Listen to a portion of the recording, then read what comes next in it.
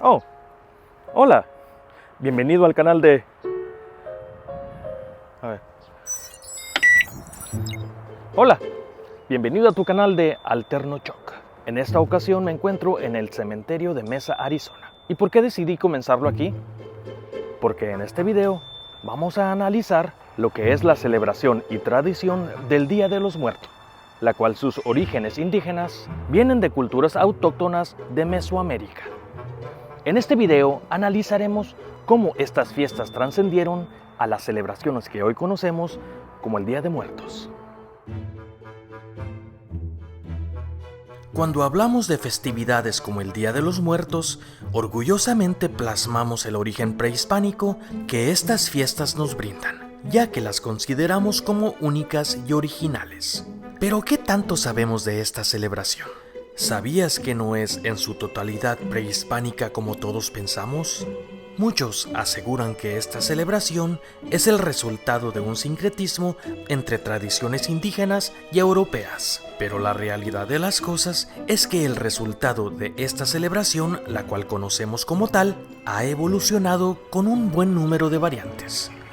Y creo que es justo dividir este video en dos secciones, analizando lo que es prehispánico y lo que es europeo. Comenzamos. Los significados y prácticas mesoamericanas que le brindan culto a los muertos, en realidad conocemos muy poco sobre ello. Sabemos que era una compleja escatología ancestral cuyos testimonios los encontramos en monumentos, esculturas, pictografías y diversas piezas arqueológicas. En los tiempos actuales, percibimos a la muerte como misteriosa, oscura y tenebrosa. En cambio, la cultura prehispánica veía a la muerte de una manera diferente. Conmemoraban la vida y trayectoria del difunto, organizando una fiesta donde se traían objetos básicos, los cuales tenían cierta simbología representando los elementos, con su fin de guiarlo en su jornada a Mictlán. Y si te estás cuestionando qué es Mictlán, no estás solo. Es importante que lo sepas para que esta historia siga fluyendo.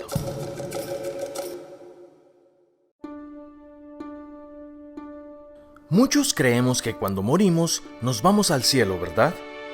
En el mundo prehispánico, la creencia era lo opuesto. Cuando alguien moría, se creía que el espíritu viajaba al inframundo, y no necesariamente al infierno. Se creía que Mictlán era el destino a donde todas las almas llegaban, no sin antes vencer diferentes obstáculos para finalmente llegar aquí. Así que digamos que Mictlán era como el cielo, pero allá abajo. Pero la historia se pone aún más complicada. La creencia decía que el difunto necesitaba la ayuda de sus seres queridos, o sea, los vivos, porque para llegar al destino final tardaban 4 años en llegar a Mictlán. Y por costumbre, en cada aniversario de la muerte de este ser querido, los familiares le ayudaban por medio de ofrendas a recorrer ese largo camino hacia el paraíso. El enterrar a un perro xoloscuincle era de gran importancia, ya que este servía de guía espiritual hacia ese destino. Así que si en vida trataste mal a un perro, eras condenado a jamás descansar en paz.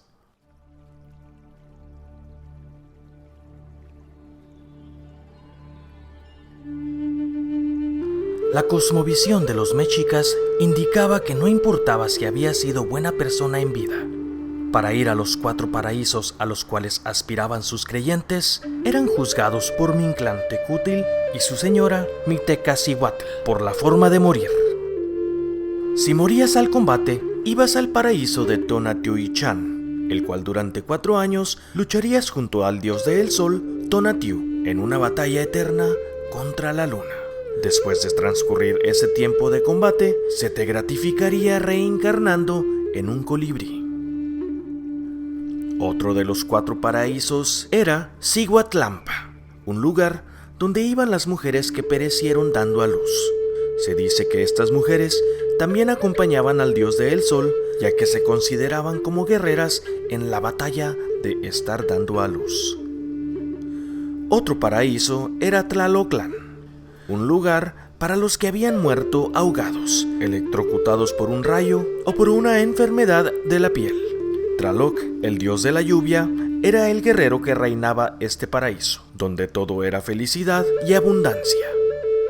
Y por último, teníamos al paraíso de Chichihualcuanco, un paraíso para los niños que habían muerto antes de los 4 años. Un lugar donde los niños se alimentaban de la leche que brotaba de las hojas del árbol Nordiza hasta que volvieran a nacer.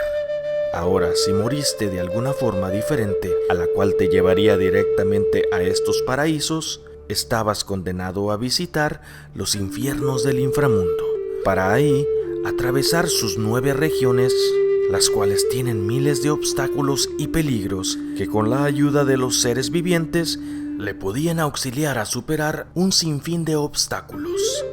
Al llegar al final del 9º escalón, el señor del inframundo, Mictlantecutli y su señora, recordarían toda su vida para por fin llegar a ser parte del universo y al descanso eterno.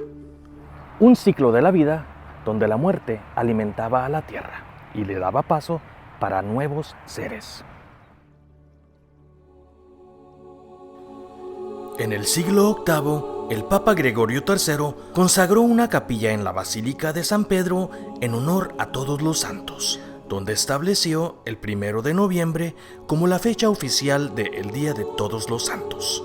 En el siglo XV llega la conquista española al Nuevo Mundo, así introduciendo el catolicismo a los nativos de esta región. En ese tiempo, el sincretismo entre dos culturas fusionó poco a poco, hasta que en el siglo XVI la Iglesia adopta el 2 de noviembre como el Día de los Fieles Difuntos. Esta fecha fue clave para la comunidad indígena. Mientras que los católicos conmemoraban a sus fieles difuntos, los mexicas disimulaban creer en estas creencias europeas, adoptando esta fecha para hacer sus rituales y recordar a sus muertos. En Mesoamérica, la conmemoración a los muertos era entre septiembre al mes de noviembre. Y al igual que los celtas, la cosecha de maíz era importante previo al invierno. En contraste a los católicos, la idea de recibir visitas de los fieles difuntos en esta fecha proviene de los nativos mesoamericanos, porque para la Iglesia Católica dice en no creer que los espíritus regresen de el más allá. Mas sin embargo, para los nativos, los difuntos no representan ausencias, sino presencias vivas. El símbolo es de gran importancia. El significado de las ofrendas de un altar de muerto enriquece las creencias ancestrales, cual me atrevo a decir que es importante saber lo que esta alegoría representa. El perro negro que se coloca a los pies de un altar representa al perro Xoloscuincle. Este canino funciona como guía para los difuntos en su peligrosa travesía para ganarse un lugar en el descanso eterno en el inframundo. La flor de cempasúchil sirve para hacer un sendero con sus pétalos, con la finalidad de guiar a las almas hacia los altares. El significado de un altar que tiene 2 escalones representa el cielo y la tierra. Añadiendo un escalón más, representaría el purgatorio. Un altar de 7 niveles simboliza los pasos necesarios para llegar al cielo y así poder descansar en paz.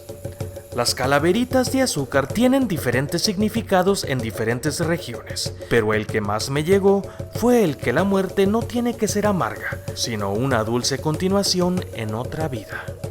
Los elementos como el fuego, la tierra, el agua y el viento son importantes para un altar.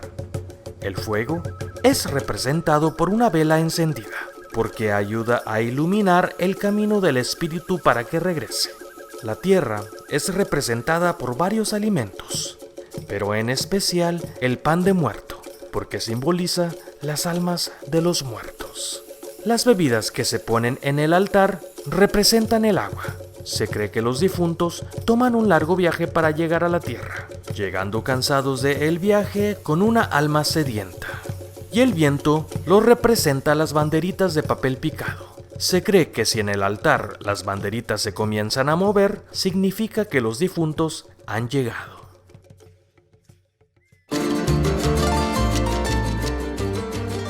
Diferentes versiones han transcurrido sobre los orígenes del Día de los Muertos.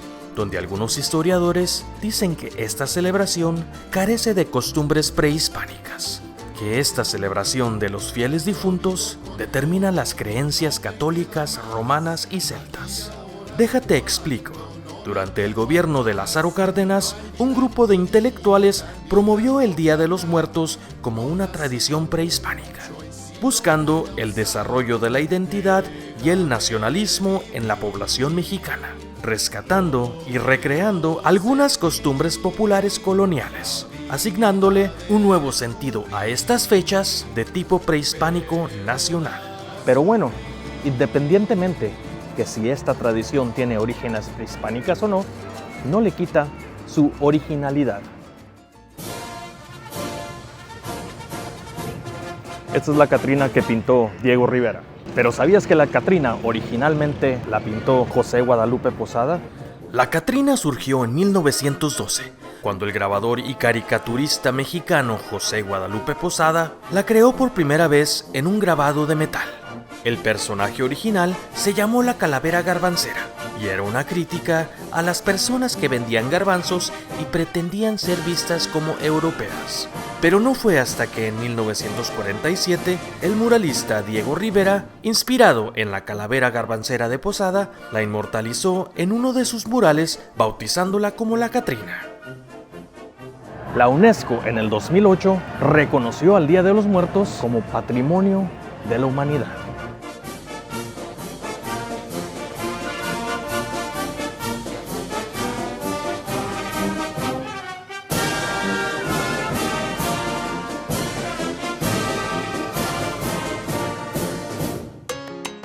Las tradiciones son como estampas imborrables que se transmiten de generación en generación, dejando una huella profunda en nuestra identidad. Estas creencias y prácticas no solo nos conectan con nuestros seres queridos, sino que también fortalecen el sentido de pertenencia a nuestra cultura. El legado que han dejado nuestros antepasados es un testimonio del poder de nuestras raíces, que nos recuerda la importancia de valorar y preservar lo que nos une. Y recuerden que el Día de Muertos es un día de color y significado. Muchas gracias por ver este video, espero y te haya gustado toda la información. No olvides de suscribirte, dale like y comparte este video y presiona esa campanita para futuros videos que tengo por venir. Sin más preámbulo, nos vemos para el otro video.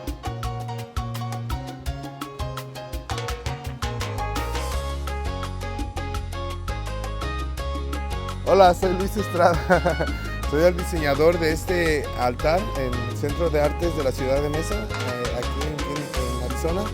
Y es un placer pues saludarles y compartir nuestras tradiciones, compartir nuestra fe, porque el Día de los Muertos también se trata de eso, ¿verdad? También compartir el arte con todos ustedes. Muchas gracias.